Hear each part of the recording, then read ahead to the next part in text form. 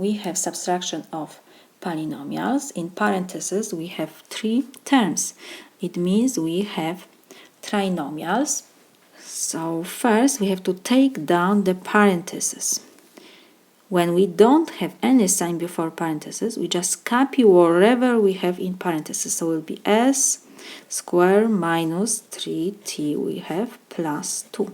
And now when we have negative sign before parentheses, it means we have to change the sign every term in parentheses to opposite. So when we have negative, so now will be positive 2t. When we have negative s squared, so now will be positive s squared.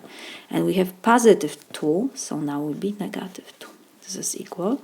Now we have to combine the like terms. We have s squared and s squared. We have negative 3t and positive 2t.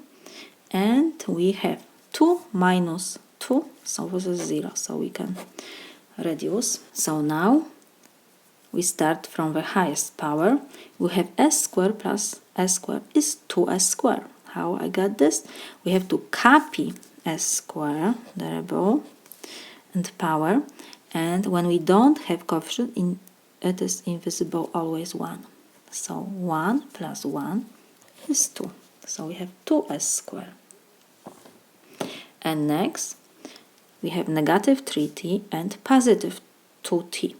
So we have the same variable, we copy t, and first we have, because we have negative coefficient and positive, so we have to check the sign before the greatest number. 3 is greater than 2, so it's negative, so we keep the sign negative, the greater number, and now we have to just subtract 3 minus 2 is 1. Negative 3t plus 2t is negative 1t.